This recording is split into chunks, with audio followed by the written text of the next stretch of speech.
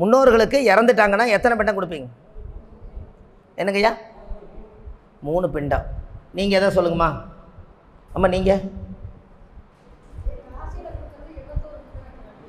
21 பிண்டம். அப்புறம் வேறங்க? சரி, நீங்கள் என்ன பண்ணுறீங்கன்னா, இது யாருக்கு வேணாலும் நீங்கள் சொல்லி அவங்களோட அடிவேரில் இருக்கக்கூடிய கர்மாவை நீங்கள் சுத்தப்படுத்திடலாம். சரிங்களா? இப்போ நீங்கள் என்ன பண்ணுறீங்கன்னா, இதை எழுதிக்கிங்க. நல்லது தான். பிண்டம் ஆறாருக்கெல்லாம் கொடுக்கலாம். இதை இப்போ நான் சொல்கிறதெல்லாம் இறந்தவங்களுக்கு தான், உயிரோடு இருக்கிறவங்களுக்கு கிடையாது. அம்மாவை பெற்ற அப்பாவுக்கு ஒரு பிண்டம் எழுதுங்க. அம்மாவை பெற்ற அப்பா, அம்மாவை பெற்ற அம்மா 2 பிண்டம் எழுதிட்டிங்கன்னா 60 சொல்லுங்கள். அதே போல் அப்பாவை பெற்ற அம்மா, அப்பாவை பெற்ற அப்பாவை பெற்ற அப்பா அம்மா. முதல்ல அப்பாவை பெற்ற அம்மாவை பெற்ற அப்பா அம்மா எழுதுனீங்க. இப்போ அப்பாவை பெற்ற அப்பா அம்மா எழுதுங்க. 4 பிண்டம். அடுத்தது அம்மா வழியில் வந்த கொள்ளுப்பாட்டன், அவருக்கு ஒரு பிண்டம். அதே அம்மாவை பெற்ற கொள்ளுப்பாட்டி, அம்மா வழியில் வந்த கொள்ளுப்பாட்டி, அவங்களுக்கு ஒரு பிண்டம். அப்படியே பிண்டத்தை 1 2 3 போட்டுவாங்க.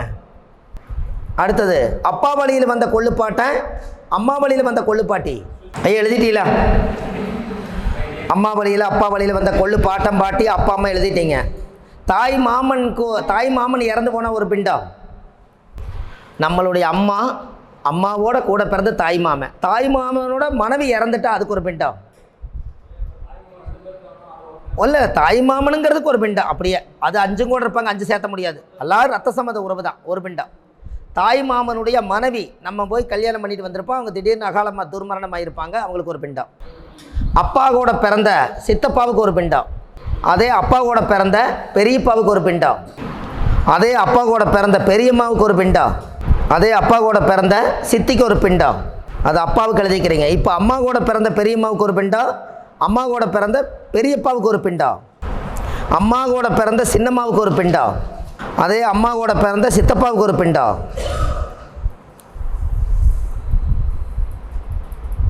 நம்மளை பெற்ற அப்பா அம்மா இறந்துட்டாங்கன்னா அவங்களுக்கு அப்பாவுக்கு ஒரு பிண்டம், அம்மாவுக்கு ஒரு பிண்டம்.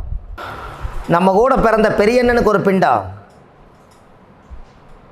அவர் கூட வாழ்ந்த பெரிய அண்ணிக்கு ஒரு பிண்டம், தம்பிக்கு ஒரு பிண்டம், தம்பியோட வாழ்ந்த மனைவிக்கு ஒரு பிண்டம். இவங்கெல்லாம் ஒவ்வொருத்தர் தம்பி இறந்து போயிட்டாருங்க, அப்படி இல்லைன்னா தம்பியோட சம்சாரம் இறந்துடுச்சுங்கிறாங்கல்லங்க. இதெல்லாம் நாம் போய் பொண்ணு கட்டின மாமனார், அவர் இறந்துட்டா மாமனாருக்கு ஒரு பிண்டம், மாமியாருக்கு ஒரு பிண்டம். நம்ம கூட பிறந்த அக்கா திடீர்னு துர்மரணம் ஆயிட்டா அக்காவுக்கு ஒரு பிண்டம், அக்காவுடைய வீட்டுக்காருக்கு ஒரு பிண்டம், தங்கைக்கு ஒரு பிண்டம், கூட பிறந்த தங்கச்சிக்கு ஒரு பிண்டம், தங்கை கூட வாழ்ந்த வீட்டுக்காருக்கு ஒரு பிண்டம். மொத்தம் எத்தனை எழுதிக்கிறீங்க ஐயா? 30 வந்துச்சுங்களா? 29ஆ?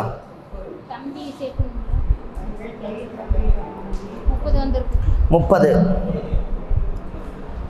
சார், நம்ம முன்னோர்கள் போய் அனாதையாக இறந்து போனாங்கல்ல, அது யாராருன்னு தெரியாதல்ல நம்மளுக்கு, அவங்களுக்கு ஒரு பிண்டம் எழுதுங்க.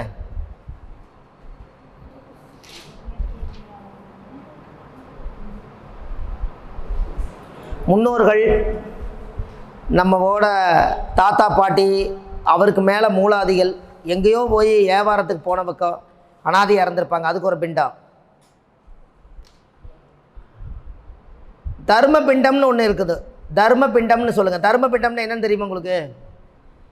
நம்ம வீட்டில் வளர்த்துன நாய், குதிரை, ஆடு, மாடு, கோழி, மீன், குருவி, லவ் பேர்ட்ஸு, காக்கா, இது எல்லாமே ஆசைப்பட்டு நீங்கள் வளர்த்துனீங்க. அந்த ஆத்மாலாம் உங்கள்கிட்ட வாழ்ந்துட்டு இறந்து போச்சு.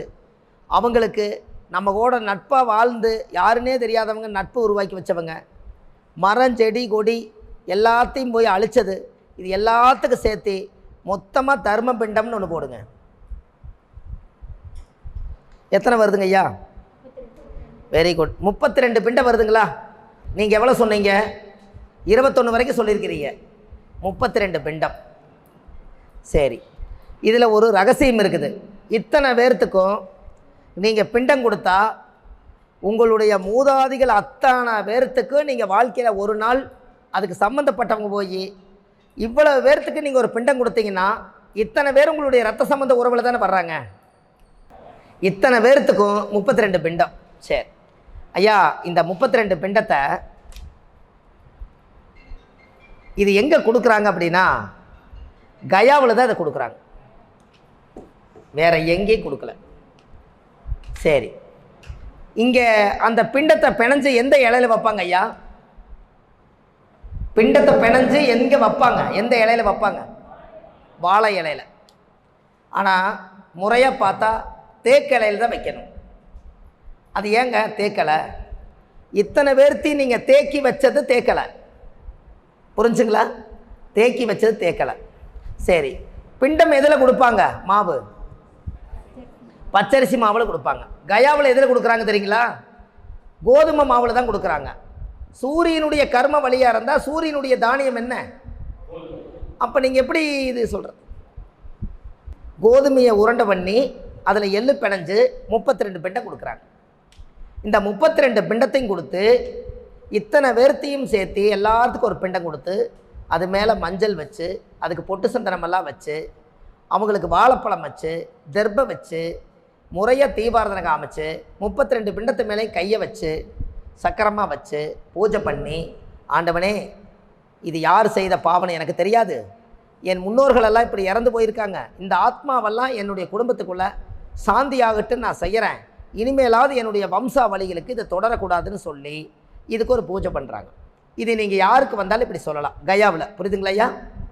சரி, இந்த கயாவில் ஒரு சாபத்தீடு என்னன்னு கேட்டிங்கன்னா, கயாவில் சீதாதேவி சாபம் கொடுத்ததுனால கயாவில் தண்ணி கிடையாது, தண்ணி வற்றி கிடக்குதாங்க.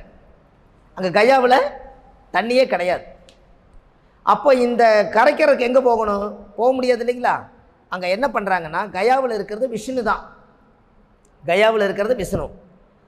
இந்த 32 பிண்டத்தையும் ஒன்றா பிணைய சொல்லி ஒரே உருண்டையாக்கி பூஜை முடிஞ்சதுக்கப்புறம் இதை கொண்டு போய் அந்த விஷ்ணு பாதம் ஒன்று அங்கே இருக்குது, அந்த பாதத்தில் கொண்டு போய் 32 முன்னோர்களுக்கும் கொண்டு போய் அந்த விஷ்ணு பாதத்தில் வச்சு நம்ம நெத்தி கொண்டு போய் அந்த பாதத்தில் வச்சுட்டால் அன்னையோட 7 தலைமுறை உடைய சாபம் அன்றோடு நிவர்த்தி.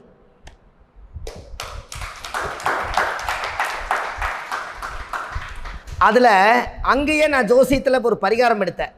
என்ன எடுத்தேன்னா, இதை சொன்ன உடனே ஐயா இதெல்லாம் மோட்சத்துக்கு அனுப்புகிற ராசி என்ன ராசி? மீன ராசி. அங்கே என்ன கிரக நீசம்? புதன் நீசம். அது எந்த நட்சத்திரத்தை நீசமாகறாரு? அம்மா உத்திரட்டாதி ரேவதி அங்கே தானே பிறந்திருக்குது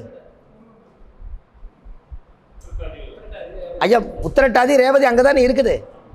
சனி கர்மாவை கொண்டு போய் எந்த ராசியில் வைக்கிறீங்க? மீனம் என்பது மோட்ச ராசியில் கரைக்கிறீங்க, கரெக்டுங்களா? அப்போது மேசத்தில் இருந்து மோட்சம் 12ஆம் இடம் என்பது மோட்சஸ்தானம். அப்போ அங்கே யார் புதன் நீசமாகிறார்? யாருக்கிட்ட போய் சரணாகதி ஆகணும்? விஷ்ணு கிட்ட.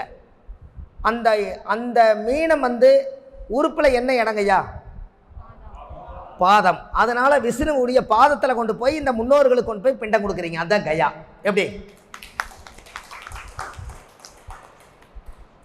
அதில் நீங்கள் சொன்னீங்க பார்த்தீங்களா, கன்னி செவ்வாய் கடலும் வத்துன்னு சொன்னீங்கல்ல, அதில் கண்ணியில் செவ்வாய் இருக்கோ இல்லையோ, அந்த கன்னி விட்ட சாபம் நேர் 7ஆம் பாவம் நீசபுதன் உச்சபுதனை பார்க்குதா?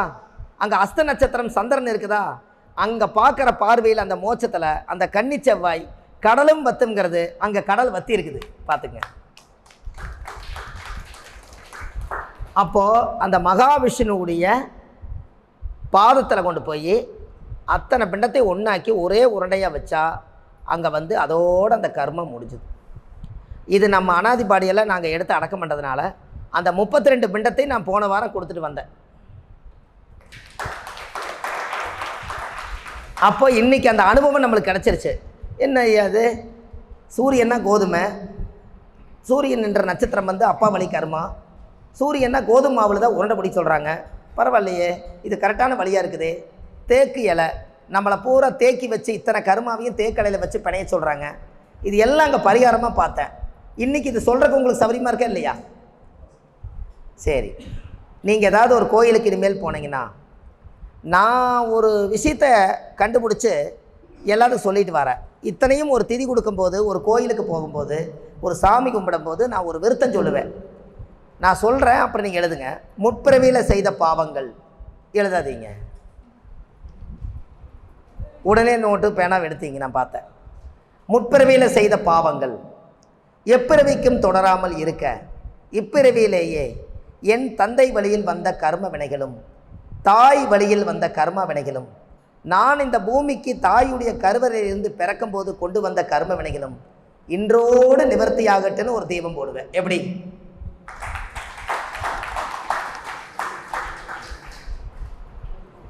ஐயா இது பரவாயில்லைங்களா? எப்படி இதுலேயே எல்லாமே வந்துருச்சுங்களா? இதை நீங்கள் எழுதி வச்சு ஒரு கோயிலில் எந்த சாமிக்காக இருந்தாலும் இதை சொன்னால் உங்களை விட்டு இந்த கர்மா போயிடுமா? சரி, இப்போது உங்களவே சொல்ல சொன்னால் உங்கள் ஜாதகத்தில் இருக்கிற தோஷம் நீங்குமா? என்னங்க ஐயா, உங்களவே சொல்ல சொன்னால் இந்த தோஷமெல்லாம் நீங்குமா?